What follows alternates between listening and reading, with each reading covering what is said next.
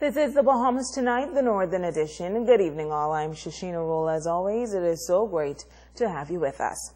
Topping news, the way forward for Grand Bahama outlined during the 16th annual Grand Bahama Business Outlook today. The one-day symposium held at the Grand Lucayan Resort attracted a cross-sector of the business community. Tonight, Sabrina Brown tells us that the Minister of Tourism delivered the keynote address. Minister of Tourism Obi Wilshcombe says Grand Bahama is about to see better days, starting with the new Memories Resort.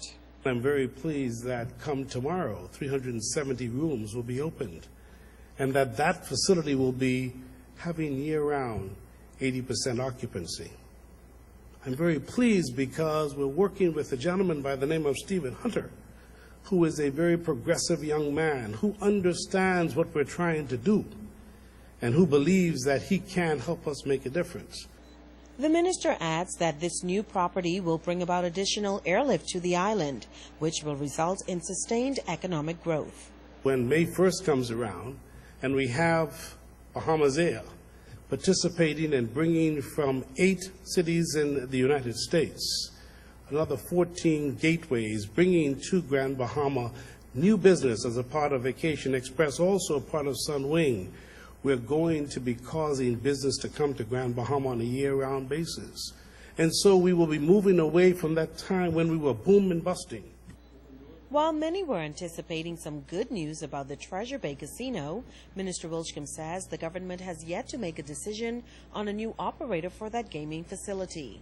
Unfortunately, I can't report on the casino yet because we made a mistake on the casinos in the past, the last 2 casinos we've had in Freeport. I'm not satisfied that the casino being presented to us right now as a replacement is the casino that we want for Grand Bahama. We want a top-notch casino. We want a name-brand casino.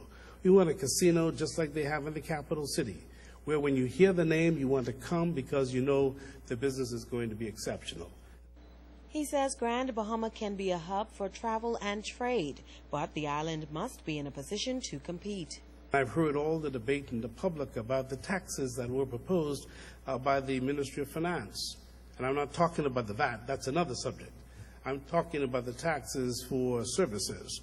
The truth is, I spoke with the Prime Minister this weekend. He's advised me that following discussions with the Grand Bahama Port Authority and also discussions with Hutchison Mampoa, those taxes are now being reviewed.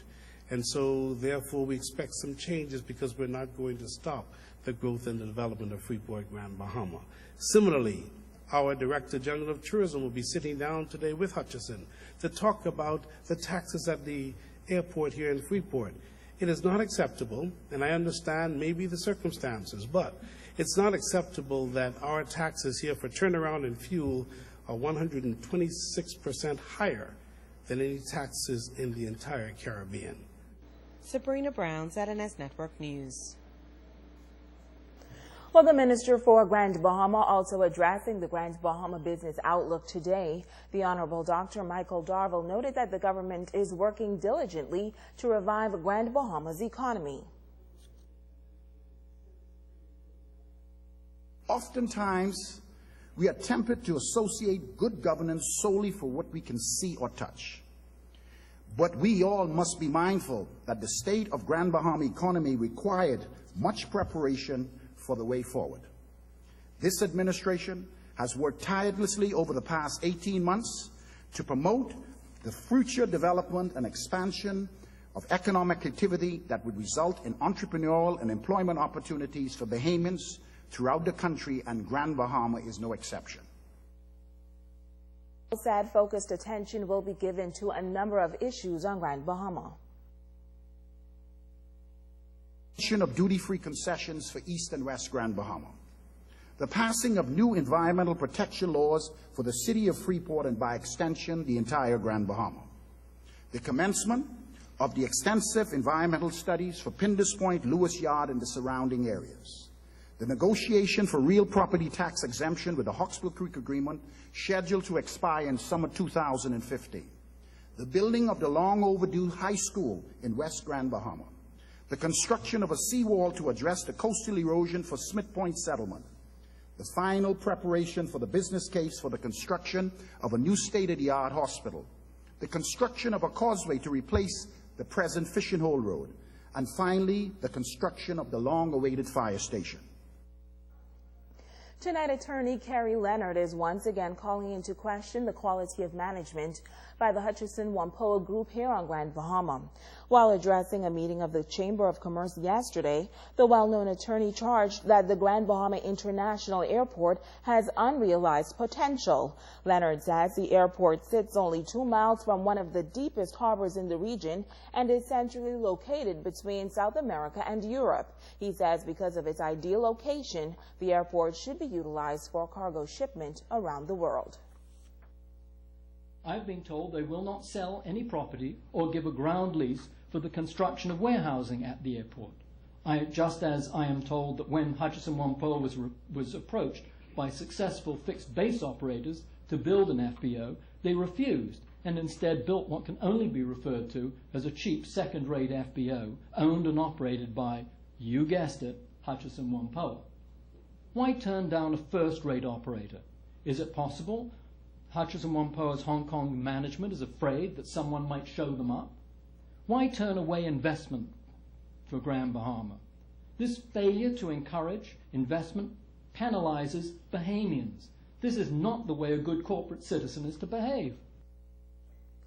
Now, Hutchison-Whampoa also owns the Grand Lucine Resort, and Leonard is charging that they have failed to deliver passengers to the airport and, in turn, the resort. He compared the management style to that of the Atlantis Resort in New Providence, which he says brings in millions of tourists each year. Indeed, Hutchison-Whampoa's Hong Kong management has sent us backwards, as the lower number of passengers, the greater proportionately the cost of ground handling, cost of fuel, landing, security fees. It seems clear that Hutchison-Whampoa's management must take the blame for the high cost of GBIA and its failure to reach a fraction of its potential. This failure means that many who should be employed at the airport and businesses that support an airport are not employed. Again, this inability of Hutchison-Whampoa's Hong Kong management to deliver has cost tens, maybe hundreds of Grand Bahamians to remain employed.